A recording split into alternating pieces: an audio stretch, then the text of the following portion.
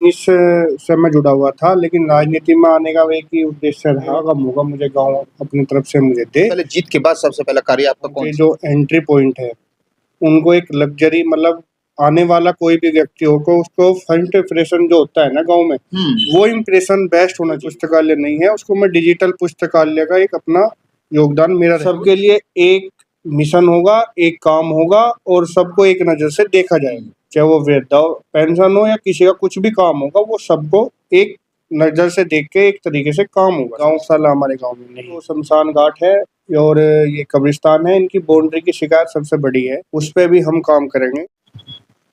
तो लगातार उत्तर प्रदेश में घूमने के बाद पंचायती चुनाव की तस्वीर लोगों को दिखाने के बाद पहुंचे पश्चिमी उत्तर प्रदेश के जिला बागपत और बागपत के ब्लॉक बिनौली और बिनौली की ग्राम पंचायत गैडबरा में हमारे प्रधान पद के भावी उम्मीदवार है जो नवयुवक है तरुण राणा जी। तरुण राणा जी हमारे समक्ष बैठे हुए हैं और इनसे जानकारी लेते हैं कि अभी तक वो क्या करते थे, क्या करते हैं, क्या किसी राजनीति बैनर तले हैं और क्या उनकी सोच है, किन बातों को लेकर, क्या उनका अपना एक टारगेट है, क्या उनका एक मिशन है जो चुनावी पंचायत प्रधान पद के भावी उम्मीदवार है चुनावी मैदान में उतर रहे हैं। राणा जी नमस्कार। नमस्कार। राणा जी सबसे पहला मेरा सवाल है कि अभी तक आप क्या करते हैं, क्या करते थे और क्या किसी राजनीति बैनर से कोई चुनाव लड़े? जी नहीं, मैं अब से पहले कोई चुनाव नहीं लड़ा जी। और ये मेरा अभी तक मैं अपने डिजिटल लाइब्रेरी वगैरह 2-3 यानी बिजनेसमैन है आप। ठीक है जी। और मेरा बिजनेस से मैं जुड़ा हुआ था, लेकिन राजनीति में आने का एक ही उद्देश्य रहा कि मैं गांव में अपने कुछ उद्धार कर सकूं और मैं गांव को भविष्य में आगे बढ़ाने का काम कर सकूं और ये सेवा का मौका मुझे गांव अपनी तरफ से मुझे दे, तो इसीलिए मैं इसमें आगे बढ़ना चाहूँगा। तो जनता ने चुनाव लड़ने के बाद में चुनाव लड़ते हैं आप, क्योंकि पूरी तैयारी है चुनाव लड़ेंगे, तो जनता ने अगर आपको जिताया गांव वालों ने, तो सबसे पहला टारगेट और मिशन आपका क्या है? सबसे पहले जीत के बाद सबसे पहला कार्य आपका कौन सा हो? अगर गांव ने मुझे ये सौभाग्य प्राप्त किया तो मैं सबसे पहले अपने गांव का नाम जो है हमारा गैडबरा, इसको हम दूसरी भाषा में गहनपुरा बोलते हैं, इसको चेंज करने का मेरा सबसे पहला उद्देश्य होगा।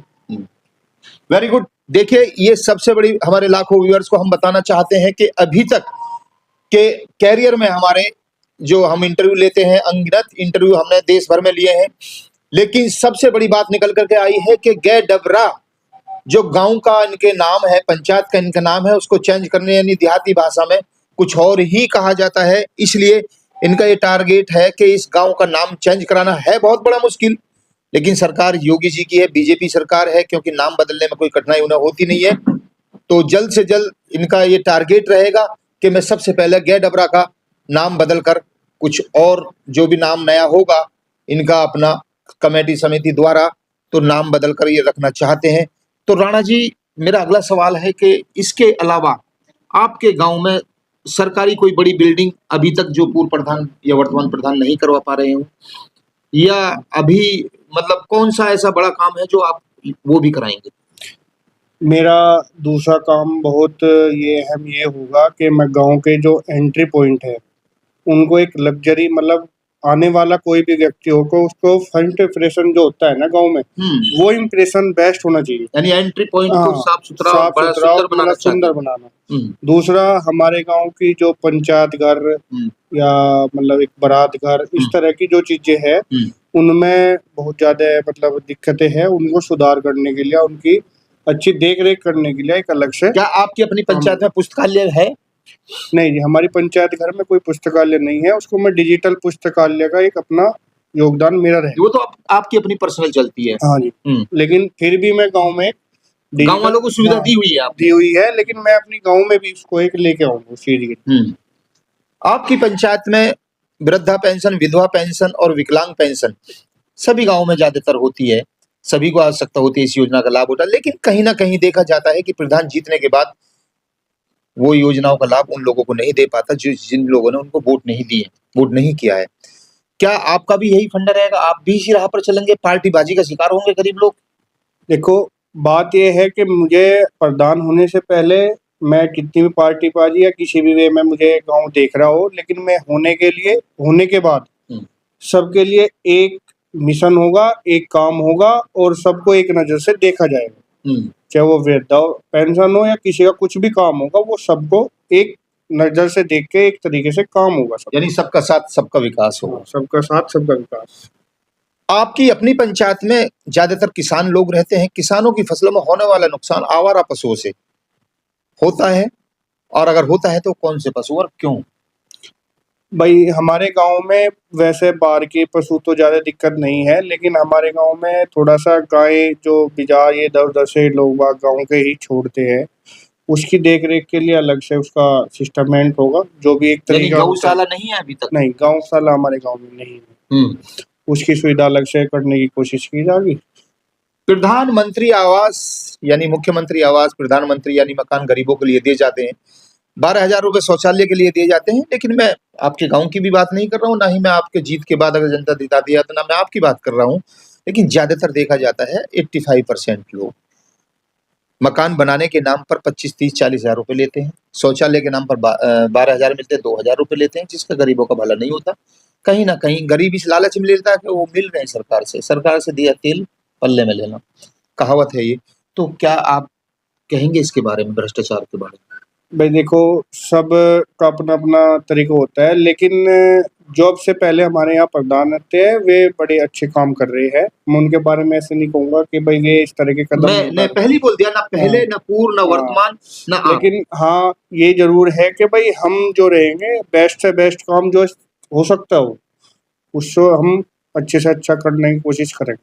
आपकी पंचायत में शमशान घाट, कब्रिस्तान है? अगर है तो रास्ते, बाउंड्री, नल जल की योजना है? हाँ, हमारे गाँव की जो शमशान घाट है और ये कब्रिस्तान है, इनकी बाउंड्री की शिकायत सबसे बड़ी है। उस पे भी हम काम करेंगे। वो मैंने उसके बारे में सोचा भी था, पहले भी सोचा था, लेकिन क्या है कि मैं उसकी जैसे गहराई में गया तो मुझे नॉलेज हुई कि ग्राम पंचायत के उसका हित का काम नहीं होता। उसको हमें ब्लॉक प्रमुख या फिर हम जिला पंचायत से बाहर से काम लाने की कोशिश करेंगे। कोशिश क्या, मतलब 101% लाके आएँगे। जब हम बगैर हुए उस काम पे काम कर रहे हैं और हमें उसकी नॉलेज हुई कि कहाँ से कैसे काम आएगा, तो हम लाके भी दिखाएंगे। लेकिन सर, भ्रष्टाचार की लेकर के बात करें तो बीडीसी मेंबर हर गांव में होते हैं, एक भी होते हैं, दो भी होते हैं, एक तो होता ही है। और जिला पंचायत कहीं ना कहीं किसी ना किसी वार्ड नंबर 1 में शायद आता है आपका।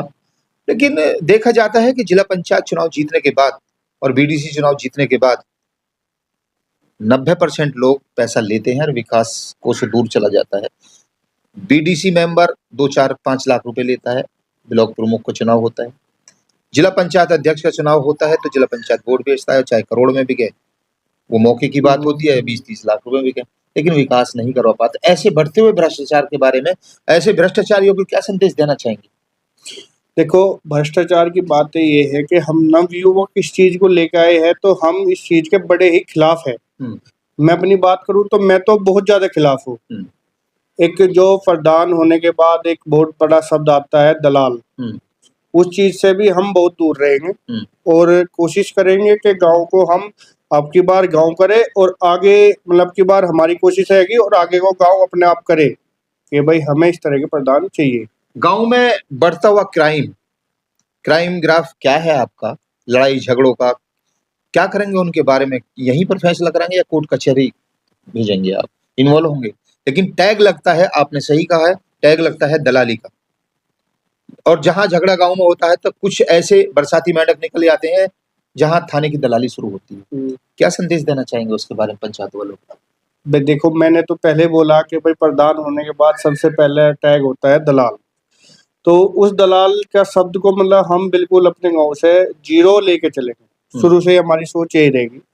दूसरा, हमारे गांव का कोई भी लड़ाई झगड़ा हो या किसी भी बात की कोई अगर हमारे स्तर की बात होगी तो उसका संशोधन हम अपने यहीं पे ही करने की कोशिश करेंगे। अगर हमारे से ऊपर जाता है तो फिर तो भाई देखो, एक कानूनी तरीका तो हर चीज का ही होता है। शिक्षा की बात करें तो प्राथमिक सरकारी विद्यालय 5वीं तक के हर गांव में होते हैं, पूरे भारत में, शहर में भी होते हैं। देखा जाता है कहीं ना कहीं किन्हीं बातों को लेकर कि बच्चों की संख्या बहुत कम होती है और प्राइवेट में ज्यादा होती है। तो क्या कारण मानते हैं इसका आप? देखो, उसका सबसे मेन कारण होता है कि हम अपने गाँव के जो स्कूल होते हैं, सरकारी स्कूल जो होते हैं, उनमें हम अपने मतलब हम एक प्रेशर वाइज़ काम नहीं करा पाते। मास्टर से भी वो एक प्रधान का अच्छा प्रेशर होता है, जो प्रधान नहीं बनाना चाहता, लेकिन वो हमारी तरफ से ये भी सोच हमारी है कि हम अपने गाँव में सरकारी जो स्कूल है, उसको अच्छे से अच्छे हम बच्चों की एंट्री दें और बच्चों पे मतलब मास्टरों पे प्रेशर रखें कि यहाँ पे अच्छे पढ़ाने की, पानी की, खाने की व्यवस्था अच्छी रखें। लेकिन ये सब चीज तो आप भी जानते थे, हाँ। और जन सुनवाई के लिए तो आम आदमी भी कर सकता है शिकायत, डीएम जा सकता है, डीएम कार्यालय जा सकता है, कहीं भी अपर लेवल पे जन सुनवाई शिकायत कर सकता है, लेकिन ये अभी तक आपने ऐसा कुछ किया? हाँ, मैंने इसका कदम उठाया था अभी पिछली ये जो 26 जनवरी गई है, इससे पहले मैंने कदम उठाया था, तो मुझे स्कूल वालों ने 26 जनवरी में स्पेशली चीफ गेस्ट के रूप में बुलाया। मैंने वहाँ पे भी ये बात रखी और कहीं न कहीं स्कूल के टीचर वहाँ पे अपनी बात पे खरे उतरे, तो हमारा गाँव का जो बच्चा लेवल है, वो पढ़ना थोड़ा-सा सरकारी स्कूल में नहीं चाहता। तो मैंने उस दिन भी गाँव में भी 1-2 जगह मीटिंग करके वहाँ पे कोशिश करी कि गाँव के जो बच्चे हैं, वे सरकारी स्कूल में भेजने की कोशिश करें और अच्छी पढ़ाई का स्तर चल रहा है। मैंने खाने की भी जाँच करी, वहाँ पे वो भी बहुत अच्छा चल रहा है फिलहाल। आपके अपने परिवार के बच्चे यानी आपके बच्चे या परिवार के बच्चे क्या सरकारी में पढ़ते हैं, पढ़े हैं? देखो, हम पढ़े हैं सरकारी स्कूल में, लेकिन जो अब से हमारे बच्चे चल रहे आपकी हैं जनरेशन हाँ, जो नहीं पढ़ी है, हाँ, यानी जो हमारे दिया तले अंधेरा है। हाँ, हाँ, दिए ताले अंधेरा है। हाँ।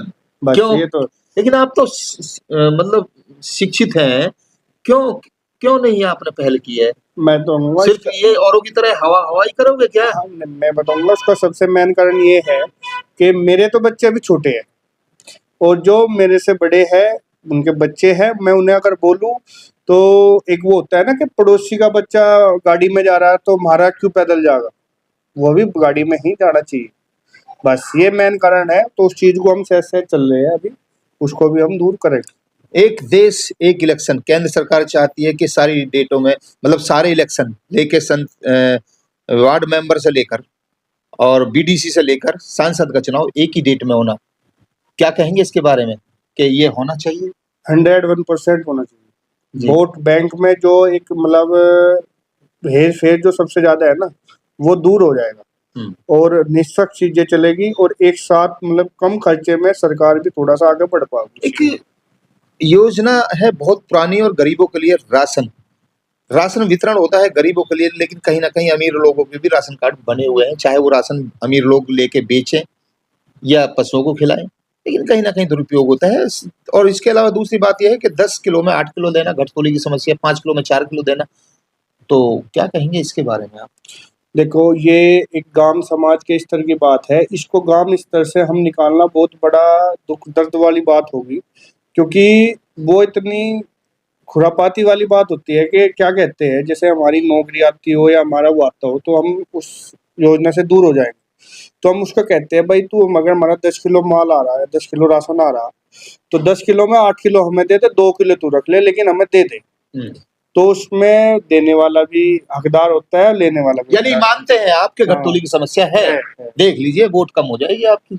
वोट तो देखो, मुझे वोट ईमानदारी से लेनी है। हाँ। जो ईमानदार होगा वो आदमी अपना हमारी तरफ जब चलेगा। जब देश में चुनाव होते हैं, चाहे प्रधानी का चुनाव हो, चाहे जिला पंचायत का, विधानसभा या सांसद का चुनाव हो, दारू वितरण करके, रातों-रात पैसा बाँट करके चुनाव जीतने का काम करते हैं, वोट लेने का काम करते हैं।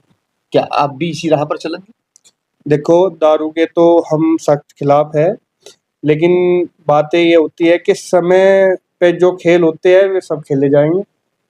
लेकिन यानी सरकार का राजस्व का नुकसान नहीं करना हाँ, चाहते आप। हाँ, हाँ। राजस्व का भी तो नुकसान होगा अगर हाँ, दारू हाँ। नहीं बाँटते तो। नहीं, दारू की नहीं बात, मैंने कहा कि थोड़ा बहुत मतलब खाने-पीने का, मतलब जैसे कि भई सेवा, नमकीन, बिस्कुट या फिर जलेबी, पकौड़ी, लेकिन चखने के इसकी सेवा साथ-साथ तो हाँ। चखने के साथ-साथ तो लोग लेते हैं। नहीं, नहीं, दारू का कोई सेवन नहीं होगा। दारू का हमारी कोई तरफ से कोई सेवन नहीं होगा, किसी भी प्रकार। हाँ। हाँ। इसके अलावा सवाल तो बहुत हैं। आपने कह दिया ना हम आपसे पूछना चाहते हैं, गाँव के सवालों से बाहर जाना। लेकिन अभी मतलब आप कुछ चैनल द्वारा हमारे गाँव वालों को हमारे चैनल द्वारा कुछ संदेश देना चाहेंगे? अभी आप हिंदू भाइयों की होली गई है, रमज़ान चल रहे हैं मुसलमान भाइयों के, ईद भी आने वाली है। क्या मिल-जुल कर कैसा त्योहार मनाया गया? और क्या आगे मनाने वाले हैं, क्या संदेश देना चाहेंगे? देखो, हमारे गांव में सभी में भाईचारा बड़ा अच्छा है और हर तरीके का बहुत अच्छा भाईचारा है, क्योंकि अभी हमारे क्षेत्र में एक बात हुई थी कि वो हिंदू मुस्लिम की बहुत बड़ी शिकायत आई थी। वो युद्ध हुआ था भाई, लड़ाई झगड़ा हुआ था। ईरान। लेकिन हाँ, नहीं हमारे यहीं पे हुआ था मुजफ्फरनगर जिले में। वो तो बहुत पहले की बात है, सपा सरकार की हाँ बात है। जी। ये तो बहुत लेकिन पुराना मुद्दा उठा लिया आपने। हाँ जी, लेकिन जब भी हमारे गांव में किसी प्रकार का कोई लड़ाई झगड़ा किसी भी बात को लेकर, एक दो घर मुस्लिम ऐसे रहे कि भाई वे बोले कि भाई हम दूसरे गांव में जा रहे, हम गांव छोड़ रहे, लेकिन हमारे हिंदू भाइयों ने आपस में बैठ के उन्हें समझाया कि भाई हम तुम्हें किसी चीज का कोई हानि नहीं पहुंचाएंगे, ना ही वे हमसे कोई हानि डरे और ना हम उनसे डरे, आपस में भाईचारे के तरीके से रहे। और ये हमारे गांव का एक सबसे प्लस पॉइंट है कि हमारे गांव में भाईचारा सबसे नंबर 1 का है। लेकिन ठाकुर चौबीसी के एक बड़े नेता, बड़े कद्दावर नेता बीजेपी के, उनका ये स्टेटमेंट लगातार आता रहता है सोशल मीडिया पर, लगातार जारी रहता है कि हमारी पार्टी है ठोको पार्टी, ना हम मुस्लिमों की वोट लेंगे, ना चाहिए ना जरूरत है।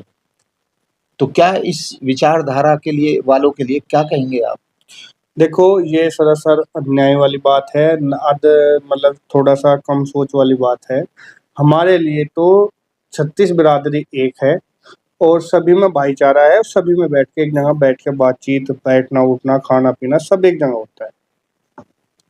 तो ये थे तरुण राणा जी, जिनके विचार आपने सुने, बड़े बेहद सुंदर विचार और सुंदर विचारधारा के ये तरुण शर्मा जी की सोच है, राणा जी की सोच है। और ये इनकी आइडियोलॉजी इन्होंने बताई, क्या उनके विचार हैं, क्या जनता को देने वाले हैं जीतने के बाद में। जनता ने अगर आपको जिताया, चैनल यह सपोर्ट नहीं करता है कि कौन किसको वोट दे, ले कौन हारे या कौन जीते, लेकिन यह जरूर कहता है कि अच्छे और सच्चे और एक ईमानदार व्यक्ति और नवयुवक और शिक्षक व्यक्ति को ही वोट देनी चाहिए, ताकि गांव का विकास हो सके, गांव का कुछ भला हो सके। कैमरामैन दीपक के साथ NK चौधरी, बागपत, उत्तर प्रदेश।